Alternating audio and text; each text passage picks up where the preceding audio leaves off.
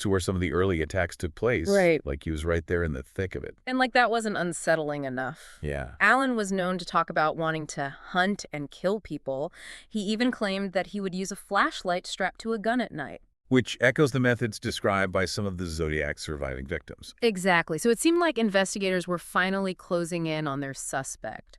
You'd think so, right? So did they finally have their man? It sounds like there's a lot pointing to Allen. Well, despite all these intriguing connections, Allen was never officially charged with any of the Zodiac crimes. Really? Yeah, they brought him in for questioning multiple times, searched his home, even obtained handwriting samples. So they were really looking at him. They were, but the evidence just wasn't conclusive enough to make an arrest.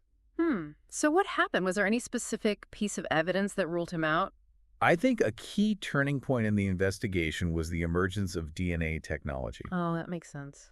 In the late 90s, investigators compared DNA samples from the Zodiac's letters to Allen's DNA. The results came back negative. Oh. They also analyzed his handwriting, but again, it didn't match the Zodiac's distinct style. So another promising lead turns into a dead end. It happens a lot with these kinds of cases, unfortunately. What about Lawrence Kane? Ah, Lawrence Kane. Our sources paint him as a suspect with some very unsettling connections to the victims. Kane's story is fascinating, but again, filled with ambiguity. He lived near some of the attack sites. Okay. And he had a background that included a head injury. Head injury. Yeah, which some experts believed could have contributed to violent tendencies. Right. But what really made him stand out was a potential link to Darlene Ferrin, one of the Zodiac's victims. Our sources mention that Farron's sister claimed to have seen Kane following Darlene in the weeks leading up to her murder. That's right, it puts him right in the victim's orbit. So chilling. Did they ever investigate this connection further? They did, and this is where the case gets even more complicated.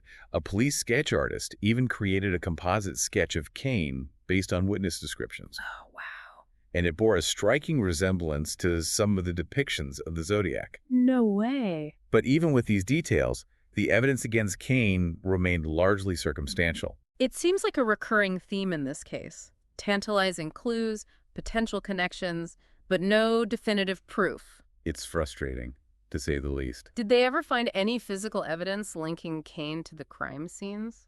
Unfortunately, no. So just like with Allen, the lack of concrete physical evidence meant that Kane could never be definitively linked to the crimes. And as the years went by, the trail grew colder, leaving investigators and the public with more questions than answers. It's a tough reality for the families of the victims, knowing that the person responsible for these horrific acts might never be brought to justice. It is. The lack of closure must be unbearable. Our sources list a whole bunch of other potential suspects, names like Richard Gaikowski, Ross Sullivan. Ross Sullivan, yeah, he was interesting. Even Ted Kaczynski, the Unabomber. It seems like everyone was a suspect at some point. Well, that's a testament to the fear and paranoia that the Zodiac instilled in the public. The randomness of the attacks, the lack of a clear motive, the taunting letters, it created this climate of suspicion. Right, where anyone could be the killer hiding in plain sight. Every stranger, every odd detail could be a potential clue. It was like the entire community was caught in this web of fear and speculation. It sounds like trying to find a needle in a haystack, with every piece of hay looking suspiciously like a needle. A very apt analogy. So, with all these dead ends, is there any hope of ever solving this case? Well, there's always hope. Our sources point to forensic genealogy as a potential game changer, a tool that's already been used to crack other cold cases. Like the Golden State Killer. Exactly. It's a fascinating development in forensic science, and it's definitely brought renewed attention to the Zodiac case. So in 2018, investigators attempted to extract DNA from the back of the stamps on some of the Zodiac's letters, hoping to find a usable sample. So if they get a good DNA profile, they could potentially upload it into these public genealogy databases. And try to find a match. It's like tracing family trees through DNA to track down potential relatives of the Zodiac. And then narrowing the search from there. Right. And with the increasing popularity of at-home DNA testing kits, the pool of potential matches grows larger every day. It's an incredibly powerful tool, but it does raise some ethical concerns about privacy. And the potential for misuse of genetic information. It's a double-edged sword, for sure. That's a whole other discussion we could have about the implications of this technology. A discussion for another day, perhaps. But for now, let's focus on the Zodiac. Has forensic genealogy yielded any results in this case? It's still an ongoing process. Extracting usable DNA from old evidence can be incredibly challenging. I can imagine. And even if they get a sample, there's no guarantee you'll lead to a definitive match. Right. But the hope is there, and it's definitely a tool that investigators are actively pursuing. So while we wait for the science to potentially catch up with the mystery, there's another development in the case that has generated a lot of buzz. Let's hear it.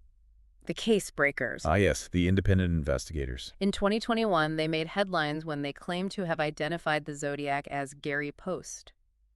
So what's their evidence, and how has the law enforcement community responded to their claims? Well, the case breakers have compiled a collection of circumstantial evidence. Okay. Things like facial similarities between Post and sketches of the Zodiac, alleged eyewitness accounts, and even claims that Post was connected to other unsolved crimes in the area. So they're trying to build a case based on a pattern of behavior. Exactly. They've even suggested that hidden messages can be found in some of the Zodiac's letters, pointing to Post as the author. It sounds like another potential breakthrough in the case, but our sources also mention that law enforcement hasn't officially confirmed their findings. Why the skepticism? Well, many in the law enforcement and investigative community have expressed doubts about the case breakers' conclusions, arguing that much of their evidence is circumstantial and open to interpretation. I see. They've also pointed out that some of the eyewitness accounts are decades old and could be unreliable. So is the Zodiac case officially still unsolved? As of today, yes. Are we any closer to knowing the truth after all these years? That's the million-dollar question, isn't it? Yeah. Despite all the leads, the suspects, the ciphers, the speculation, the Zodiac's true identity remains shrouded in mystery. And perhaps that's part of what continues to fascinate us. The enduring power of the unknown. The possibility that one day we might finally unmask the monster behind the myth. It's a captivating thought. You know, it's just incredible to me that after all this time, all the investigations, the theories, the suspects, the Zodiac's true identity is still a complete mystery. It really is. He basically created a legend around himself, this chilling enigma that people just can't seem to get enough of. Yeah, it's wild. And, I think a big part of that lasting fascination comes from the way he used the media to craft his persona. Oh, interesting. How so? Well, think about it. The ciphers, the letters, the costume, it was also carefully calculated to generate fear and notoriety. Yeah. He wasn't just a killer. He was a master manipulator, playing this deadly game with the public and law enforcement. Oh, absolutely. It's like he understood how the media worked, how to use it to amplify his terror. Exactly. He knew that every time a new letter arrived, every time a cipher remained unsolved, it would keep his name in the headlines, keep the public on edge. Keep everyone guessing. He was like a ghost that haunted the entire community. And that haunting continues to this day, even decades after the last confirmed Zodiac killing. Yeah.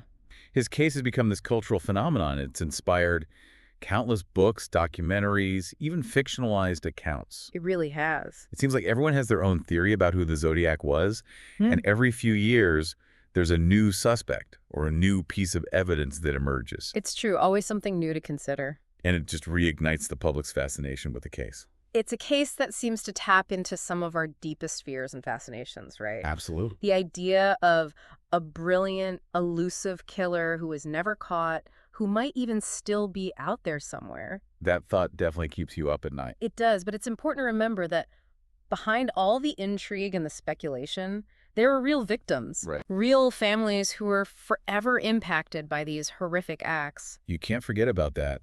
While the mystery of the Zodiac might capture our imaginations, it's crucial to acknowledge the human cost of his crimes, the lives that were lost, the families that were shattered, the communities that lived in fear. Exactly. Those are the true legacies of the Zodiac Killer. Sadly, yes. So I guess the big question is, what's the takeaway from all of this? Will we ever really know the identity of the Zodiac Killer? It's hard to say. It really is. Will those unsolved ciphers ever reveal their secrets?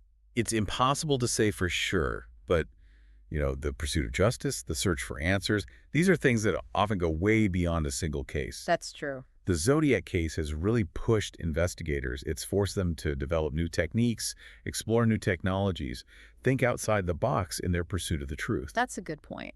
And I think in that sense, the investigation itself, regardless of the outcome, has had a profound impact on the field of forensic science. It's a reminder that even when faced with what seems like impossible odds, the pursuit of knowledge, the pursuit of justice, those are things worth striving for. I couldn't agree more. Perhaps one day those ciphers will be cracked, And the Zodiac's mask will finally be removed. I hope so. Or perhaps he will just remain an enigma, a chilling reminder of the darkness that can sometimes lurk in the shadows of our world. Either way, it's a case that really makes you think. It does. It serves as a testament to the enduring power of mystery and the human need to try and make sense of things we may never fully understand. It's a story that forces us to ask some tough questions about the nature of good and evil, about the limits of our knowledge, about the very nature of truth itself. Well, I think on that note, we've reached the end of our deep dive into the world of the Zodiac Killer. It's been quite a journey. It really has. Chilling, fascinating, and definitely thought-provoking. And to everyone listening, thank you for joining us as we explored this twisted trail of an enduring mystery.